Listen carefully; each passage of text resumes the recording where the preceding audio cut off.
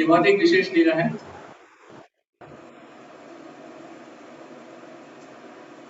इसकी शुरुआत इसकी शुरुआत तो कई करोड़ों वर्षों से हो रही है। ऐसे बताते कि जगन्नाथ रथ यात्रा पिछले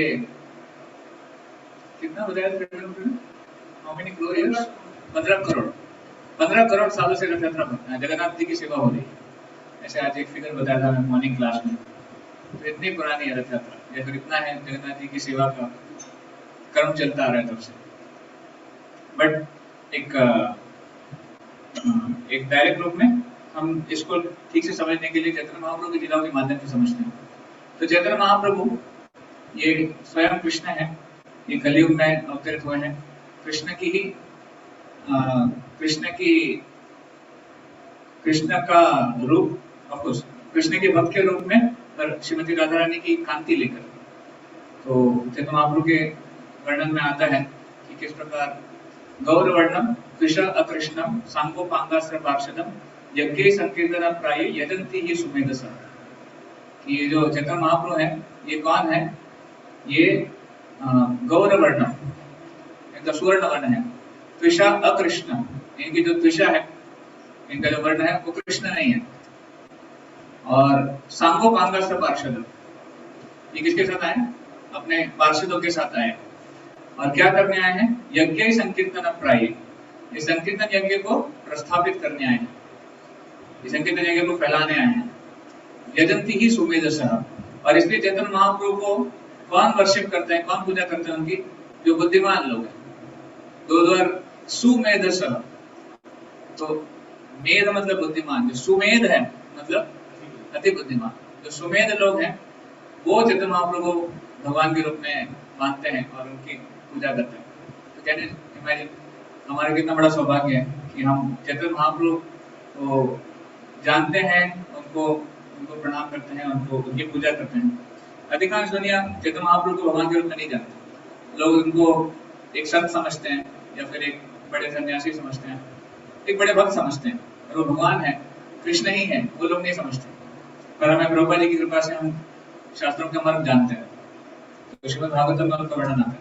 तो चैतन्य महाप्रभु आने का क्या पर्पस था, चैतन्य महाप्रभु हाँ संकीर्तन यज्ञ फैलाने तो आए थे, और हाँ वो तो है संकीर्तन हरिनाम, उसके साथ साथ हाँ भगवान की भक्ति कैसे की जाए उसका एक उदाहरण पेश करने आए थे। तो कृष्ण जो है वो गीता में बता के गए थे, सर्वधर्मान परित्यज्य मामेकं शरणं व्रज, आप सरेंडर करो, मुझे समर्पण करो, और मैं आपके सारे पाप ले लूंगा, डरो मत, डू नॉट फियर। पर समर्पण करना कैसे ये लोगों को नहीं पता। उसके लिए चैतन्य महाप्रभु आए एक पर्सनल उदाहरण पेश करने के लिए कि सर्वधर्मान परित्यज्य किया कैसे जा सकता है, कैसे भगवान को समर्पण किए जाते हैं। तो चैतन्य महाप्रभु ने अपने जीवन काल में भगवान की भक्ति के बारे में हमें अपने आदेश तो दिए, और साथ ही में उन्होंने एक उदाहरण पेश किया किस प्रकार भक्ति की जाती है। तो उन्होंने ही अपने जीवन काल में संकीर्तन आंदोलन शुरू किया, उन्होंने संन्यास ग्रहण किया, जगन्नाथपुरी गए, और वहां पर एक बहुत स्ट्रिक्ट नियम से सन्यासी के जो नियम होते हैं वो उन्होंने धारण किया। उसके माध्यम से उन्होंने सिखाया किस प्रकार कृष्ण चिंतन में रहा जाए। तो एक और आंतरिक कारण बताया जाता है चैतन्य महाप्रभु के आने का, वो है श्रीमती राधा रानी के भाव का आस्वादन करने का। इसलिए चैतन्य महाप्रभु जो है वो है कृष्ण, पर वो है श्रीमती राधा रानी के भाव। तो राधा और कृष्ण दोनों कंबाइंड आए चैतन्य महाप्रभु के रूप में। राधा कृष्ण एक आत्मा दुई देह धरी, अन्योन्य मिलस रस आस्वादन करी। तो ये एक श्लोक आता है चैतन्य चरितामृत में कि राधा और कृष्ण कौन है, एक आत्मा दो ही देह धरी, ये है एक ही, और ये दो देह धारण करते हैं। शक्ति और शक्तिमान हमेशा एक ही होते हैं, और ये दो रूप में आए हैं राधा और कृष्ण। तो शाश्वत काल के लिए राधा कृष्ण दो देह में अलग अलग है, पर यहाँ पर एक धराधाम पे आते हैं तो दोनों एक बन के आते हैं, राधा और कृष्ण दोनों एक हो जाते हैं और चैतन्य महाप्रभु के रूप में आते हैं। तो वही जो शक्तिमान है वही चैतन्य महाप्रभु है, और वो राधा रानी की उनका भाव लेके आते हैं उसका आस्वादन करने के लिए। उनको जानना होता है कि राधा रानी का इतना क्या प्रेम है मेरे प्रति, क्या उनकी मतलब उन्हें मेरे भक्ति में इतना आस्वादन क्यों होता है? देखिए, कृष्ण ये भगवान है, ये independent god, is not a dependent god, सब कुछ स्वतंत्र है, but still there is something which he cannot understand. कुछ चीज है जो वो भी नहीं समझ पाते। वो क्या है कि श्रीमती राधा रानी उनके भक्ति में इतनी प्रसन्न कैसे रहती है? मतलब भगवान में भी कमी हो सकती है एक प्रकार से। शास्त्र बताते हैं कि भगवान में क्या कमी है, वो अपने भक्तों का भाव नहीं समझ पा रहे कि भक्त कैसे प्रेम में इतनी आसक्ति रख सकते हैं। तो उस भाव को समझने के लिए चैतन्य महाप्रभु आए, कृष्ण आए चैतन्य महाप्रभु के रूप में राधा रानी का भाव लेके, उनकी कांति लेके ऐसे। तो इसलिए हम देखते हैं जगन्नाथपुरी में जब चैतन्य महाप्रभु गए संन्यास लेने के बाद, वो वहां पर एक प्रकार से उस भाव का आस्वादन कर रहे थे। तो जगन्नाथपुरी में ऑलरेडी जगन्नाथ जी है जो कृष्ण है, ये दूसरे जगन्नाथ जी है जो भी कृष्ण, जो दूसरे कृष्ण भी आ गए वहां पे चैतन्य महाप्रभु। तो जगन्नाथपुरी में दो कृष्ण हैं, एक तो जगन्नाथ और एक चैतन्य महाप्रभु। पर एक कृष्ण के रूप में है जगन्नाथ और एक श्रीमती राधा रानी के भाव में है चैतन्य महाप्रभु। तो उसका आस्वादन होता है। तो रथ यात्रा ये उपलक्ष्य है जहाँ पे भक्त लोग भगवान को द्वारका से वृंदावन लेके आते हैं। ये वो एक लीला है। तो एक बार श्री कृष्ण ये जब कुरुक्षेत्र गए थे अपने परिवार के साथ, अपने पार्षदों के साथ, तो कुरुक्षेत्र में उसमें ग्रहण था, इसलिए सब लोग कुरुक्षेत्र गए थे। तो यहाँ से ब्रजवासी भी आए थे, वृंदावन से सभी ब्रजवासी भी आए थे कुरुक्षेत्र। तो श्रीमती राधा रानी और कृष्ण, श्रीमती राधा रानी और गोपियां, इनकी भेंट कृष्ण से हो रही थी बहुत सालों के बाद। ये कृष्ण जब वृंदावन छोड़ के गए थे उसके बहुत सालों के बाद की घटना है। तो वहां पे वर्णन आता है कि कैसे सब लोग मिले और वहां पर बात हो रही थी, नंद बाबा मिले कृष्ण से वगैरह वगैरह बात हो रही थी। तो गोपियां कृष्ण से नहीं मिल रही, दूर थी।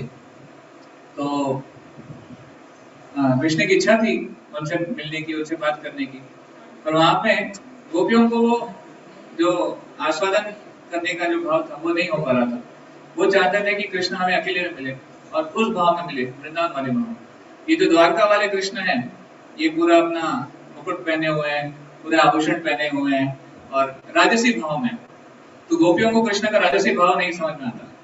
गोपियों के लिए कृष्ण मतलब जो वन में विहार करने वाले हैं, जो गोपीनाथ है उनके, जो एकदम सिंपल वस्त्र पहनते हैं, जो बांसुरी बजाते हैं। और द्वारका में तो बांसुरी का कोई काम नहीं है, हालांकि भगवान के पास बांसुरी हमेशा रहती है, द्वारका में बांसुरी का ज्यादा काम नहीं आता है। और वो कृष्ण जो वन में केवल वनमाला पहनते हैं, यहाँ पे वो तो एकदम आभूषण पहनते हैं, वृंदावन में केवल वनमाला पहनते हैं। मुकुट यहाँ पर सोने का मुकुट है, हीरे वगैरह उसमें जड़े हुए हैं, और वहां पर सिंपल फूलों की माला का मुकुट पहनाते हैं, पत्ते वगैरह लगा देते हैं। तो गोपों का और गोपियों का वो भाव है कि कृष्ण हमें उस रूप में चाहिए। तो ऐसा वर्णन आता है कि मन में इस प्रकार की लीला वो कर रहे थे कि कृष्ण, बलदेव और सुभद्रा, उनके रथ को वो वहां से वृंदावन लेके जा रहे थे। और इस मानसिक यात्रा को रथ यात्रा के रूप में प्रकट किया जाता है बाद में। वो रथ यात्रा है कि भगवान को द्वारका से वृंदावन लेके जाना। तो इसलिए रथ यात्रा पूरी धूमधाम से मनाई जाती है पूरी दुनिया में, विशेष करके जगन्नाथपुरी में, और ब्रह्मा जी की कृपा से पूरे विश्व में, क्यों कृष्ण को वृंदावन लेके जाने का भाव है। रथ यात्रा के बाद उल्टा रथ भी होता है, आपने देखा होगा कि 8 दिन के बाद उल्टा रथ आता है। तो उल्टे रथ में जनरली गौड़ी वैष्णव भाग नहीं लेते हैं, क्योंकि वो उल्टा हो गया, वो वृंदावन से वापस द्वारका लेके आते हैं, तो उसमें गौड़ी वैष्णव इंटरेस्ट नहीं लेते। गौड़ी वैष्णव को वृंदावन की ओर लेके जाना है भगवान, इसलिए रथ यात्रा हम लोग मनाते हैं, पर्व मनाते हैं। एक और वर्णन आता है कि भगवान जगन्नाथ जी का ये सुंदर जो रूप है, आपने इसके बारे में चर्चा सुनी होगी जगन्नाथपुरी में, कि कैसे जब रोहिणी माता सारी रानियों को वर्णन कर रहे थे भगवान की लीलाओं का, तब रोहिणी माता ने एक कंडीशन लगाई थी कि हम भगवान के वृंदावन की लीलाओं को वर्णन करेंगे, पर तभी जब यहाँ पे कृष्ण बलराम नहीं होंगे। ये कृष्ण और बलराम अगर यहाँ पर हैं और वृंदावन की लीलाओं के बारे में सुनेंगे तो ऐसे भाग जाएंगे, वृंदावन चले जाएंगे, फिर रहेंगे नहीं। क्योंकि वृंदावन की लीलाएं हमेशा उनके हृदय में बहुत ही फ्रेश है, और बहुत ही उनको उत्कंठा होती है कब वृंदावन जाए, कब गोपियों का दर्शन करें, कब उनके माता पिता का दर्शन करें। तो इसलिए वो यहाँ पे नहीं रह सकते अगर वृंदावन की भाव में आ गए तो। पर राजा ने बोला नहीं, हम देखेंगे कि कृष्ण बलराम नहीं आते हैं, तो कृष्ण बलराम के ना आने के लिए वहां पे पहरा देने डिसाइड किया। और पहरा कौन देंगे? तो सुभद्रा को अपॉइंट किया गया कि आप पहरा दे दो। सुभद्रा बोले ठीक है, हम पहरा दे देंगे, कृष्ण बलराम आते ही आपको इशारा कर देंगे और आप कथा बंद कर दीजिए। तो पूरा मंच सेट हो गया, रोहिणी माता कथा कर रही है और 16,108 रानियां सुन रहे हैं बिना साउंड सिस्टम के बिना किसी पता नहीं उसमें क्या माइक सिस्टम होगा पता नहीं, but it was all divine. भगवान की लीला एनीवे दिव्य है।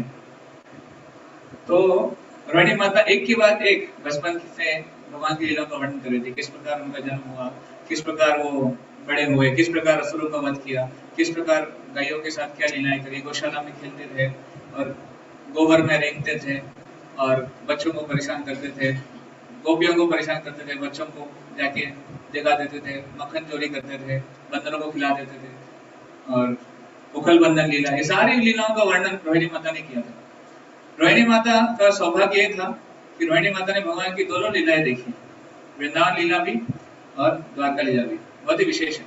इवन यशोदा मैया को सौभाग्य नहीं मिला और इवन देवकी माता को सौभाग्य नहीं मिला दोनों लीला देखने का, रोहिणी माता को मिला। तो यहाँ पर जब लीलाओं का वर्णन हो रहा था, सुभद्रा मैया जो सुभद्रा महारानी वो लीलाओं को आस्वादन कर रही थी और वो कैसे रोक पाती अपने आप। तो जैसे ही उन्होंने लीलाओं के बारे में सुना, वो एक भाव विभोर स्थिति में आ गई। She went into transcendental ecstasy। और उस लीलाओं को सुनकर उनका भाव विभोर हो गए, उनके चेहरे का हाव बदल गया, एकदम एक आकर्षक, जैसे बहुत ही गुड न्यूज अगर आप सुनते हैं या फिर बहुत ही आपको जो बहुत पसंद है ऐसी कुछ अगर न्यूज आप सुनते हैं तो कैसे एक आकर्षण हो जाता है चीजों को सुनने के लिए, एक उत्कंठा हो जाती है। तो उस प्रकार के भाव में आ गए थे। तो वहां पे एकाएक कृष्ण बलराम वहां पर आते हैं। अब कृष्ण बलराम आ रहे हैं। This meeting is going to end now, we will have to join again.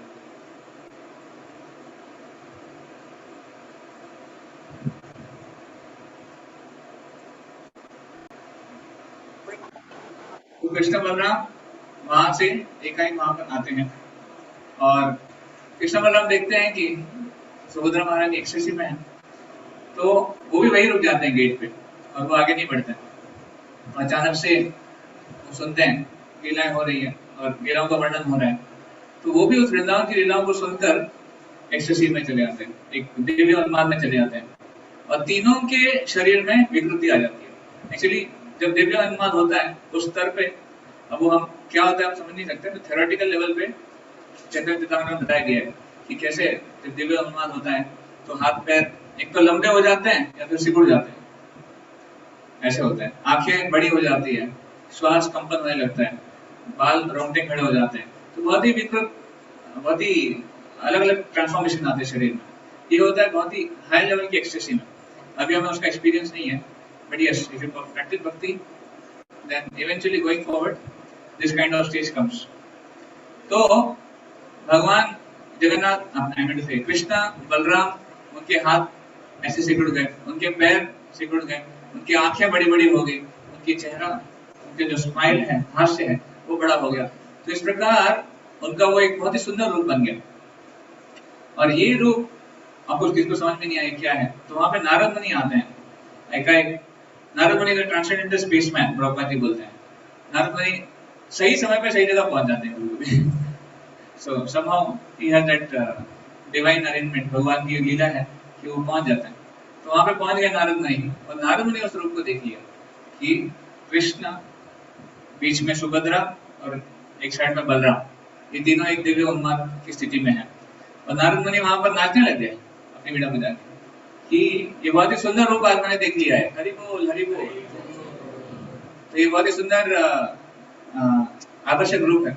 अब नारद मुनि जानते हैं कि भगवान का कोई भी रूप हो वो हमेशा वो शाश्वत ही होता है। तो नारद मुनि की इच्छा थी कि ये जो भगवान का दिव्य रूप है ये पूरी दुनिया को इसका दर्शन प्राप्त हो और सभी दुनिया के लोग इसको आस्वादन करें, उनको भी कृपा प्राप्त हो। ये भगवान का एक्सटैटिक रूप है। इसलिए Jagannath is not different than Krishna, he is ecstatic Krishna. Jagannath is ecstatic Krishna, जो बहुत ही दिव्य उन्माद में कृष्ण है, वो जगन्नाथ है। तो नारद मुनि की इच्छा थी कि ये रूप सबको दर्शन हो, और इसलिए भगवान ने बोला कि कलयुग में विशेष करके जगन्नाथ जी के रूप में भगवान विराजमान रहेंगे। ये द प्रिजाइडिंग डिटी ऑफ कलयुग, कलयुग के लिए, इसलिए हम बोलते हैं कलयुग के लिए जगन्नाथपुरी धाम बहुत ही विशेष है। और फिर ये जो रूप है वहां पर प्रकट हुआ ऐसे, तो ये लीला आती है इस रूप के पीछे।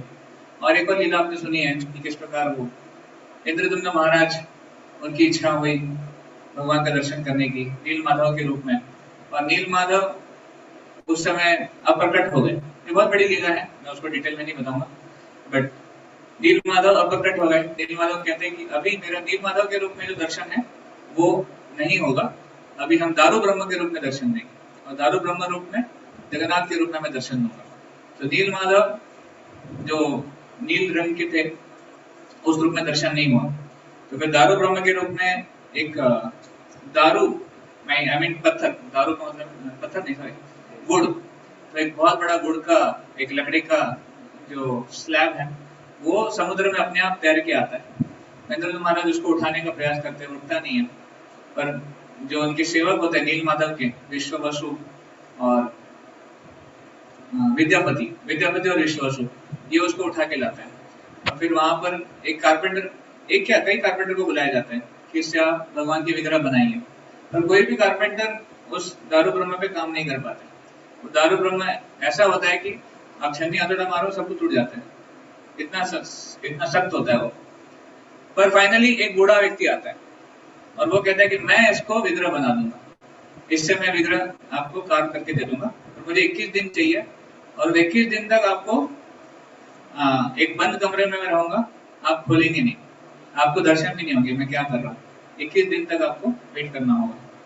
तो इंद्रदुम्न महाराज मान गए। एक्चुअली ये जो वृद्ध वैष्णव थे ये और कोई नहीं, विश्वकर्मा ही थे, ये भगवान ने उनको भेजा था इस प्रकार। तो उनको एक सुविधा दी जाती है 21 दिन के लिए, एक रूम में प्रॉपर सब फैसिलिटी दी जाती है। तो इंद्रदुम्न महाराज बहुत उत्सुक थे भगवान का दर्शन करने के लिए, तो उनको बहुत विरह हो रहा था कि अरे ये अंदर क्या हो रहा है।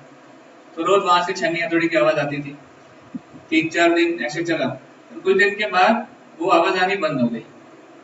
तो वो चिंतित हो गए क्या हो गया। तो ठीक है, 1 दिन ब्रेक हो गया, 2 दिन ब्रेक हो गया, 3 दिन ब्रेक हो गया, आवाज ही नहीं आई। तो उनको लगा कि अभी कुछ तो वो सीरियस है, कि अंदर पता नहीं ये जीवित है कि नहीं है, काम हो रहा है कि नहीं हो रहा है, क्या हो गया पता नहीं। तो उनकी इच्छा हुई खोल के देख लेते हैं, और उन्होंने सुना था कि नहीं 21 दिन के पहले खोलेंगे तो कुछ तो अपशकुन हो जाएगा, तो इसलिए वो खोल नहीं रहे थे। फाइनली उनकी पत्नी ने बोला ठीक है खोल दीजिए, आपकी इच्छा है। तो उन्होंने खोल के देखा तो भगवान के अपूर्ण कृतियां वहां पे सामने थी। तो 3 कृतियां थी, जगन्नाथ बलदेव सुभद्रा, जिनके हाथ नहीं थे, पैर नहीं थे, आंखें बहुत बड़ी बड़ी थी और उंगलियां नहीं थी, इस प्रकार की उसका केवल टॉर्सो था इस प्रकार। तो इंद्रदुम्न महाराज जैसे ही उसको खोलते हैं बहुत दुखी हो गए, अपने आप को कोसने लगे कि मैंने क्या कर दिया, बोला था 21 दिन के पहले नहीं खोलना है और फिर मैंने खोल दिया, मेरी गलती है, अब भगवान इस रूप में अपूर्ण है, अभी कैसे होगा।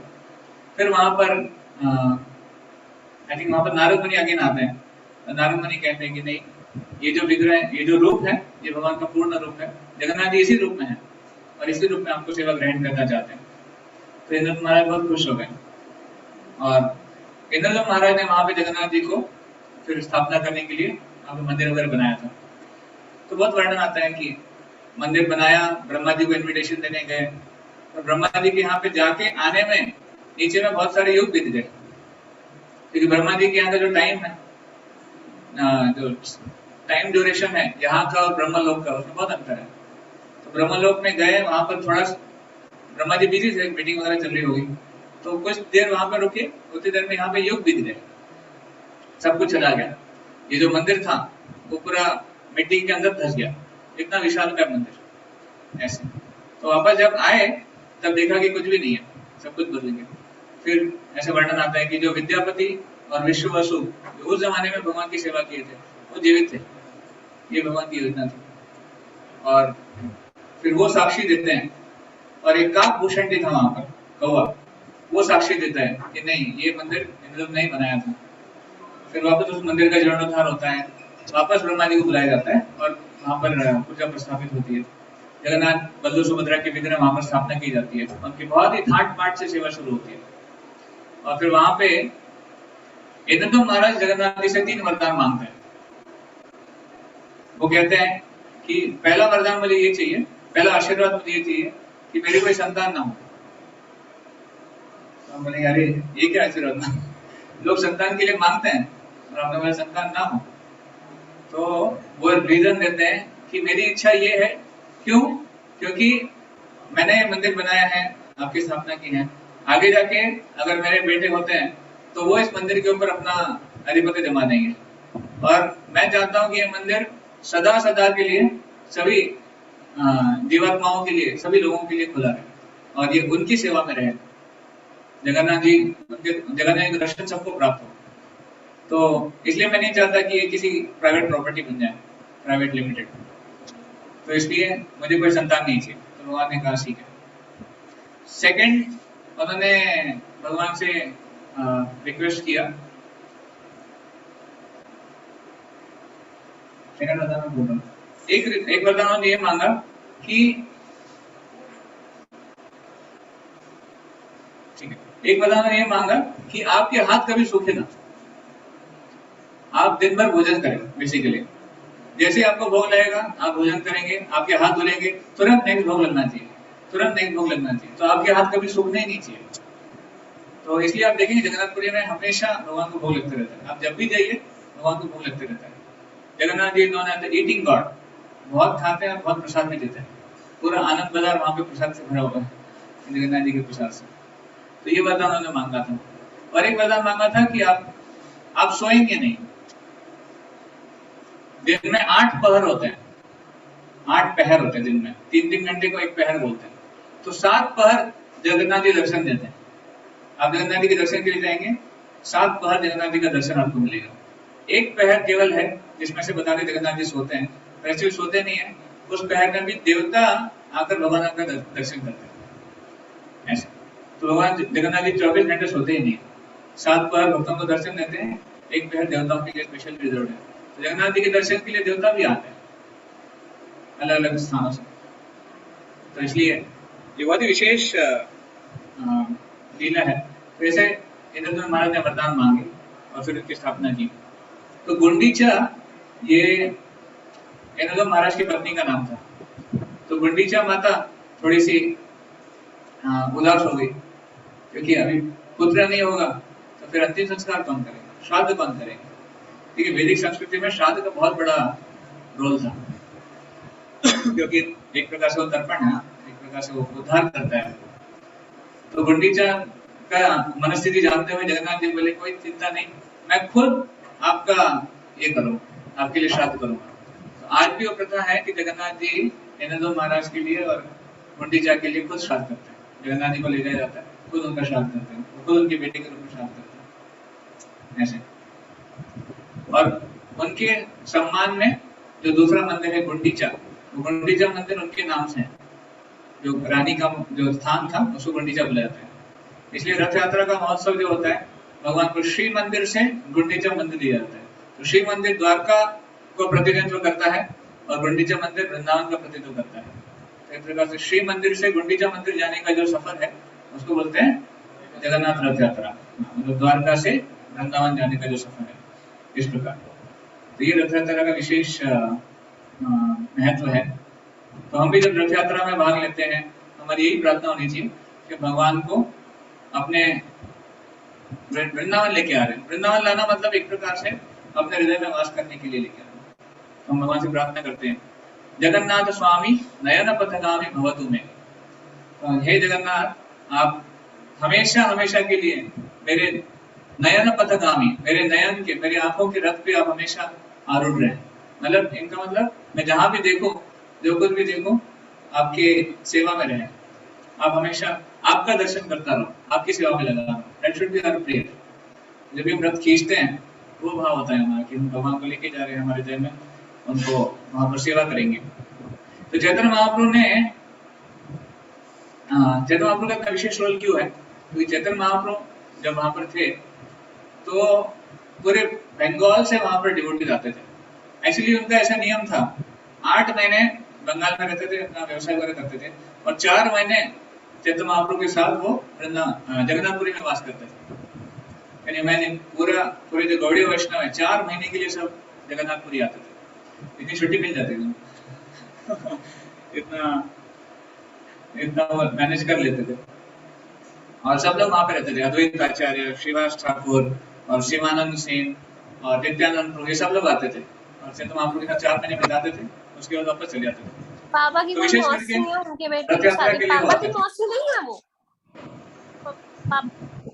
तो रथ यात्रा में जब वो आते थे तो चैतन्य महाप्रभु उनको विशेष उनका वेलकम करते थे, उनके लिए स्थान प्रोवाइड करते थे, उनके लिए प्रसादम की व्यवस्था करते थे, जगन्नाथ जी के महाप्रसाद की, और वहां पे उनको किसी चीज की कमी ना हो इसके लिए वहां पर योजना करते थे।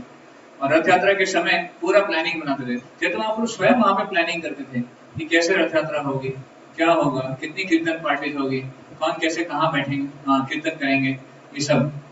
तो वहां पे ऐसा वर्णन आता है चैतन्य चरितामृत में कि 7 कीर्तन पार्टी बनाते थे, 7, और हर कीर्तन पार्टी में एक लीडर होंगे जो गाएंगे, लीड सिंगर, एक लीड मृदंग प्लेयर होंगे जो मृदंग बजाएंगे, और कुछ नहीं, एक नहीं सॉरी 4 मृदंग प्लेयर्स थे, और कुछ करतालवाद प्लेयर्स और कुछ नृत्य, एक लीड डांसर होंगे।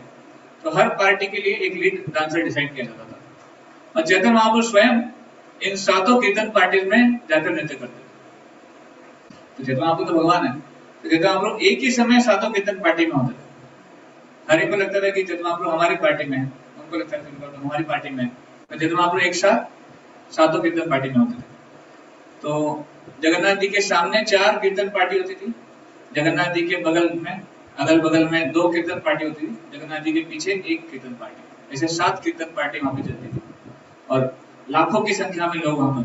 आपने दर्शन किए एक बार रथ यात्रा के, आपने वीडियो देखे होंगे, अभी परसों रथ यात्रा हुई, तो एक समुद्र लग रहा है भक्तों का, पूरा रोड, वो ग्रैंड रोड पूरा भरा हुआ था, right. So that's how it happens. तो चैतन्य महाप्रभु इस प्रकार वहां पर कीर्तन आयोजन करते थे। और चैतन्य महाप्रभु से जगन्नाथ जी का विशेष आदान प्रदान भी होता था, जैसे आप भी बता रहे थे कि कैसे जगन्नाथ जी कृष्ण है, चैतन्य महाप्रभु श्रीमती राधा रानी के भाव में है। इट वाज लाइक राधा और Krishna reciprocating with each other, एक दूसरे का आस्वादन कर रहे हैं, एक दूसरे का आदान प्रदान कर रहे हैं। तो कभी कभी जगन्नाथ जी रुक जाते थे। जगन्नाथ जी बहुत ही स्पेशल भगवान है, अपने हिसाब से काम करते हैं। जगन्नाथ है ना, वो जग के नाथ है, वो किसी के कंट्रोल में नहीं है। तो उनको रथ पे चलना है तो चलेंगे, रुकना है तो रुक जाएंगे, फिर भले ही कुछ भी हो जाए। तो एक बार ऐसे ही होता है, जगन्नाथ की रथ यात्रा हो रही थी, चैतन्य महाप्रभु और सब नृत्य कर रहे थे, जगन्नाथ जी रुक जाते हैं। तो कुछ भी इतने लोग खींचते हैं, खींचने का प्रयास करते हैं, जगन्नाथ जी आगे नहीं बढ़ते हैं। उसके बाद राजा बहुत पावरफुल शक्तिशाली जो है सैनिकों को लेके आते हैं जगन्नाथ जी की रथ खींचने के लिए, वो सब लग जाते हैं, तो जगन्नाथ जी आगे नहीं बढ़ते। फिर वहां पे हाथियों को बुलाया जाता है, तो हाथी लगा दिए जाते हैं और रथ खींचने का प्रयास किया जाता है, हाथी से भी रथ आगे नहीं बढ़ता है। इतना होने के बाद जगन्नाथ जी ने ठान लिया था कि आगे नहीं बढ़ना है। तो उसके बाद वर्णन आता है कि चैतन्य महाप्रभु भगवान के भाव समझ जाते हैं, तो चैतन्य महाप्रभु पीछे जाते हैं जगन्नाथ रथ यात्री, और केवल अपना सिर वहां पर लगाते हैं, अपना जो सिर है वो जगन्नाथ जी के रथ पे लगाते हैं, और तुरंत जैसे चैतन्य महाप्रभु अपना सिर वहां लगाते हैं, रथ आगे बढ़ना शुरू हो जाता है। जगन्नाथ भगवान की। तो इस प्रकार जगन्नाथ जी और चैतन्य महाप्रभु की अपनी एक अपने स्तर पे एक लीला होती है कि चैतन्य महाप्रभु चाहते हैं जगन्नाथ जी चाहते हैं चैतन्य महाप्रभु खुद आए और रथ को आगे बढ़ाएं, इस प्रकार। तो ये बहुत ही सुंदर विशेष अवसर चैतन्य महाप्रभु देते हैं अपने भक्तों को। तो हमें क्या करना चाहिए जगन्नाथ रथ यात्रा में? तो हमेशा चैतन्य महाप्रभु की लीलाओं से प्रेरणा लेके हम प्रार्थना कर सकते हैं कि रथ यात्रा के माध्यम से या फिर जगन्नाथ जी के इस दर्शन के माध्यम से हम हमेशा भक्तों की सेवा में लगे रहें। जिस प्रकार चैतन्य महाप्रभु भक्तों की सेवा करते थे, जो भी गौड़ीय वैष्णव आते थे उनकी देखभाल करते थे, तो उसी तरह हम भी जब भगवान चैतन्य महाप्रभु भक्तों की इतनी सेवा करते हैं, तो हमें भी देखना चाहिए कि भक्तों का कितना बड़ा, भक्तों की पोजीशन बहुत बड़ी है। भक्त जो है वो बहुत ही भगवान के प्रिय हैं, और इसलिए उनकी सेवा में उनके लिए सुविधाएं प्रदान करने में हमारा जीवन लगे, ये हमारी जीवन की आशा है। ये एक चीज हम कर सकते हैं कि भक्तों की सेवा में हमारा मन लगे। दूसरा, भगवान की कृपा हम ग्रहण कर सकते हैं। ऐसे बताते हैं कि जगन्नाथ जी इतनी बड़ी बड़ी आंखों से देखते हैं कौन कौन आया मेरे दर्शन करने के लिए और क्या क्या लेके आए, क्या क्या अपने पास छुपा के रखे। तो जगन्नाथ जी की आंखें इतनी बड़ी क्यों है? क्योंकि वो देखते हैं कौन दर्शन करने आए। तो जब हम दर्शन करने जाते हैं, भगवान हमें देखते हैं, हम भगवान को नहीं देखते, भगवान हमें देखते हैं कौन आया कौन नहीं आया। तो इस कृपा को हम ग्रहण कर सकते हैं अपने जीवन में। एक श्लोक आता है, रथेन वामन दृष्ट्वा पुनर्जन्म न विद्यते, एक पार्ट है उसका, कि जो भी व्यक्ति, वामन मतलब जो बटु है, वामन देव, तो जगन्नाथ जी को बटु के रूप में बताया गया। तो जो भी व्यक्ति भगवान जगन्नाथ को रथ पे आरूढ़ होकर उनका दर्शन करते हैं, उसकी उसको पुनर्जन्म नहीं लेना पड़ता है, उसकी मुक्ति हो जाती है केवल दर्शन करने मात्र से, भगवान जगन्नाथ जी के रथ पे आरूढ़ होकर। इस प्रकार का सौभाग्य प्राप्त होता है। तो आज हम लोग को दर्शन करने वाले हैं, यहाँ जगन्नाथ जी अपने रथ पे आरूढ़ होंगे और वहां पे उनका दर्शन होगा, उनके रथ को हमें खींचने का मौका मिलेगा। तो इस भाव से जब हम भक्तों की, जगन्नाथ जी की, चैतन्य महाप्रभु की सेवा करने का प्रयास करेंगे तो चैतन्य महाप्रभु बहुत प्रसन्न होंगे। चैतन्य महाप्रभु अपने लीलाओं में बताते हैं, गोपीर भरतुर पद कमलयोर दास दास दासानुदास। तो चैतन्य महाप्रभु कहते हैं कि किस प्रकार मैं राजा नहीं हूँ, मैं कोई मैं वैश्य नहीं हूँ, मैं शूद्र नहीं हूँ, मैं ब्राह्मण नहीं हूँ, मैं क्षत्रिय नहीं हूँ, मैं ये नहीं हूँ वो नहीं हूँ, मैं कुछ भी नहीं हूँ। मेरी एक ही आइडेंटिटी है, मेरी एक ही पहचान है। वो क्या है? गोपी भरतुर पद कमलयोर दास दास दासानुदास। कि जो गोपियों के भरतु है, कौन? भगवान कृष्ण, उनके चरणों का मैं दास दास दासान, दास भी नहीं हूँ, मैं क्या हूँ? दास दास दासान, मतलब third level, fourth level, fifth level, जितना नीचे जाओ उतना। He is not saying that I am servant of God, I am the servant of the servant of the servant of the servant of God। तो चैतन्य महाप्रभु हमें ये भाव सिखा रहे हैं कि जब हम भक्ति में कुछ करने का प्रयास करते हैं तो हमें भक्तों के दासों का दास बनना चाहिए। इट मीन टू से हमें मिनियल भाव से सेवा करने सीखना चाहिए। हमें कभी अपने आप को गर्व नहीं होना चाहिए कि भगवान के भक्त हैं। इनफैक्ट वैष्णव का भक्त बनना ज्यादा बड़ा चीज है, भगवान के भक्त बनना छोटा है। ऐसे जो कृष्ण कहते भी है कि जो कहता है जो मेरा भक्त है वो मेरा भक्त नहीं है, तो जो कहता है वो भगवान मेरे भक्तों का भक्त है वो असल में मेरा भक्त है। श्री भक्ति सिद्धांत ठाकुर, इनसे मिलने कुछ लोग आए थे, तो भक्ति सिद्धांत ठाकुर ने पूछा, अपने असिस्टेंट को बोला आप पूछिए उनका इंट्रोडक्शन क्या है। तो कहते हैं कि वो भगवान के भक्त हैं। तो भक्ति सिद्धांत ने बोला कि मेरे पास टाइम नहीं है, बाद में बुलाना। तो जब दूसरा एक और ग्रुप, कुछ लोग आते हैं उनसे मिलने के लिए, उनसे पूछा जाए इंट्रोडक्शन क्या है, तो वो बताते हैं कि वो भक्तों के भक्त हैं। तो भक्ति सिद्धांत बोलते हैं कि मेरे पास उनके लिए पूरा समय है। तो भक्ति सिद्धांत ठाकुर अपने उदाहरण से बताते हैं कि कैसे एक शुद्ध वैष्णव को, शुद्ध वैष्णव उनसे बहुत प्रसन्न होते हैं जो अपने आप को भक्तों के तो वृत्त वृत्त वृत्त सेवा, भक्तों का दास बनाने का प्रयास करते हैं। क्यों? क्योंकि जितना हम नीचे नहीं, भौतिक दुनिया में उल्टा होता है, आध्यात्मिक दुनिया में उल्टा होता है। भौतिक दुनिया में लोग ऊपर जाने का प्रयास करते हैं। एक बार प्रभुपाद जी बैठे हुए थे, आई थिंक टोक्यो में था, जापान में, वो डाई निप्पॉन एक कंपनी थी जहाँ पे शुरुआत में उन्होंने प्रिंटिंग की थी अपनी बुक्स की। तो वहाँ पे वो बैठे हुए थे, कोई डीलिंग हो रही थी प्रिंटिंग के बारे में। उसके बाद वो और एक एग्जीक्यूटिव मैनेजर वहाँ का, प्रभुपाद जी और वो मैनेजर बात कर रहे थे। तो प्रभुपाद जी ने उनसे पूछा कि आपके जीवन का उद्देश्य क्या है। प्रभुपाद जी को थोड़ा चर्चा करना था, तो उसने क्या किया, जो भी मीटिंग में थे पहले सारे मैनेजर्स की विजिटिंग कार्ड्स थे वहाँ पर, तो इसने अपना कार्ड निकालकर सबके ऊपर रख दिया। तो इनडायरेक्टली प्रभुपाद जी को क्या बता रहा है कि मेरे जीवन का उद्देश्य क्या है, टॉप पे आना। ऐसे प्रभुपाद जी बताते हैं ये भौतिक दुनिया है, भौतिक दुनिया में हर कोई क्या करना चाहता है, टॉप पे आना चाहता है। उसके लिए भले ही नीचे वालों को कुचला जाए, किसके कंधे पे खड़ा हो जाए, किसके लिए मतलब किसी को धोखा दिया जाए, जो भी है, जो भी बस भले टॉप पे आना है, ऊपर आना है। तो ये भौतिक दुनिया है, ये भौतिक चेतना है। आध्यात्मिक चेतना विपरीत होती है। आध्यात्मिक चेतना क्या है, नीचे जाना, servant of the servant of the servant of the servant. तो अगर कोई भौतिकतावादी लोग सुनते हैं तो उन्हें लगता है अरे आपका दिमाग तो ठीक है, आप मेंटल पेशेंट तो नहीं हो कि आपको दास का दास क्यों बनना है, इतना अपने आप को दीन क्यों मान रहे हो, you are good for nothing. क्योंकि भौतिक दुनिया में सर्वेंट बनना मतलब good for nothing, you are servant. Servant मतलब नौकर, नौकर मतलब उसको कुछ आता नहीं है। पर आध्यात्मिक चेतना में सर्वेंट बनना एक बहुत बड़ा रोल है, क्योंकि वो जानते हैं कि मैं किसका सर्वेंट बन रहा हूँ, भगवान के भक्तों में। तो भगवान का भक्त बनना ये तो बड़ा रोल है ही, और उनके दासों का दास बनना भगवान से बहुत प्रिय होता है। भगवान कहते भी है, जब वो लीला होती है दुर्वासा मुनि की, दुर्वासा मुनि अम्बरीश महाराज, आपने लीला सुनी है ना, अम्बरीश महाराज को मारने के लिए दुर्वासा मुनि एक राक्षस को उत्पन्न करते हैं, पर चक्र आ जाता है, सुदर्शन चक्र, राक्षस को मार देते हैं और दुर्वासा मुनि के पीछे पड़ जाता है। तो दुर्वासा मुनि भागते हैं भागते हैं भागते हैं, विष्णु तक जाते हैं और विष्णु को प्रार्थना करते हैं कि आप सुदर्शन को बोलिए थोड़ा मेरे पीछे पड़े हैं। तो भगवान बोलते हैं सॉरी, आउट ऑफ कंट्रोल है, मेरा भी नहीं चलता कभी सुदर्शन के ऊपर, क्योंकि सुदर्शन जो है वो अपने भक्तों, उनके भक्तों के ऊपर कभी कोई संकट आता है तो सुदर्शन नहीं सुनता।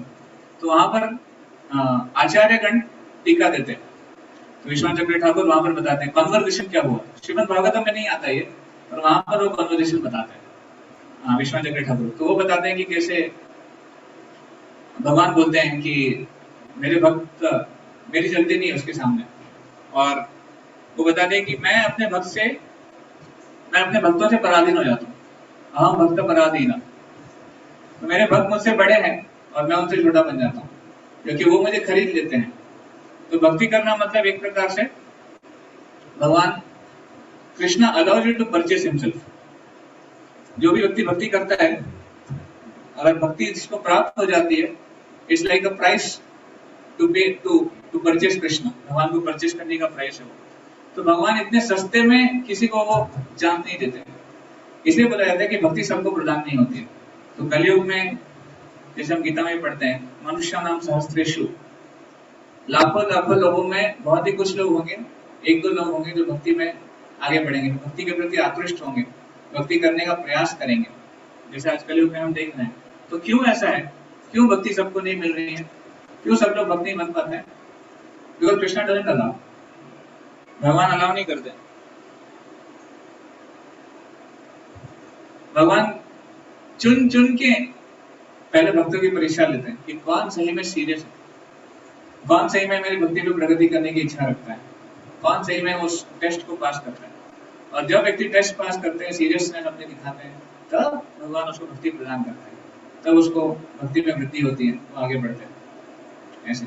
तो इसलिए ऑफकोर्स इससे हमको डिमोटिवेट नहीं होना है कि हमको भक्ति नहीं मिल पाई। हम प्रभुपाद जी की कृपा से हमें एक ऐसा प्रोसेस मिला हुआ है, एक ऐसी से ये जो रास्ता प्रभुपाद जी ने हमें दिखाया है, ये जो विधि प्रभुपाद जी ने हमें दी है, साधना भक्ति की जो विधि है, मॉर्निंग प्रोग्राम, भगवान के नाम का जप करना, श्रीमद् भागवतम का पठन करना, श्रवण करना, और भक्तों की सेवा करना, और प्रचार करना, प्रचार के माध्यम से भगवान की सेवा में लगना, इस प्रोसेस के माध्यम से भगवान जरूर हम पे कृपा करेंगे। प्रभुपाद ने opened the store house of love of God. एक उन्होंने दुकान खोल दी है जहाँ पे भगवत प्रेम बिकता है, और उसके लिए केवल हमें सिंसियर रहकर इस प्रोसेस में लगे रहना है। ये प्रोसेस केवल छोड़ना नहीं है बस, it's like a train. Train अगर पकड़ लिया, ट्रेन से उतरो मत, ट्रेन में रह के जो हम कर सकते हैं करना चाहिए।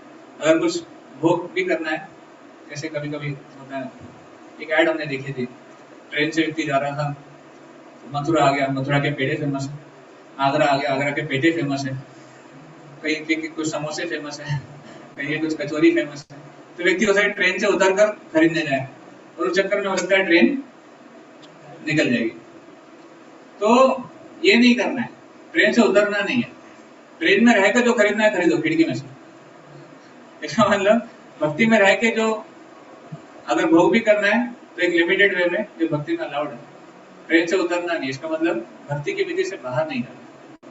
भक्ति में जो अलाउड है, जो 64 अंग है हमारे भक्ति के, उस विधि में हम करने का प्रयास करेंगे तो भगवान जरूर प्रदान करेंगे।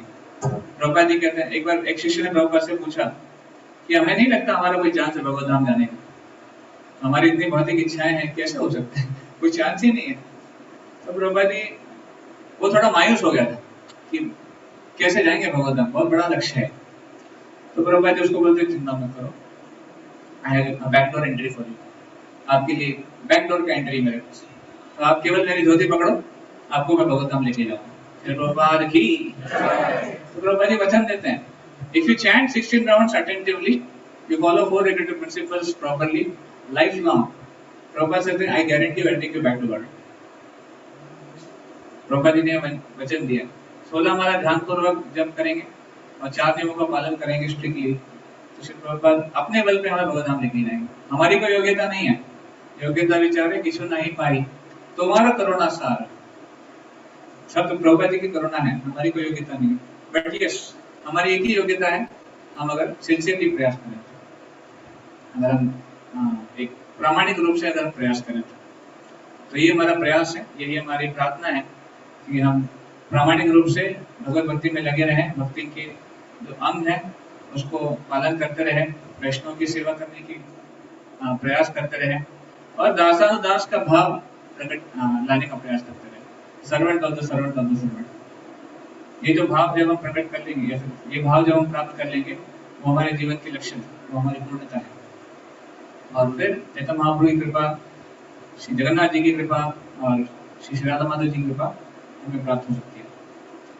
हरे कृष्णा। तो अभी समय हो रहा है, तो हम जगन्नाथ रथ यात्रा के लिए चलेंगे, वहां की हम लोग तैयारी कर रहे हैं। Thank you very much. Hare Krishna. Shri Prabhupada की जय, समवेत गौर भक्त वृंद की जय, जगन्नाथ बलदेव सुभद्रा महारानी रथ यात्रा महामहोत्सव की जय, जय गौर प्रेमानंदे। हरि हरि हरि बोल। वंशा कल्पतरुभ्यश्च कृपा सिन्धुभ्यैव च पतितानां पावनेभ्यो वैष्णवेभ्यो नमो नमः। अनंत कोटि वैष्णव वृंद की जय, श्री प्रभुपाद की जय। Okay, thank you very much.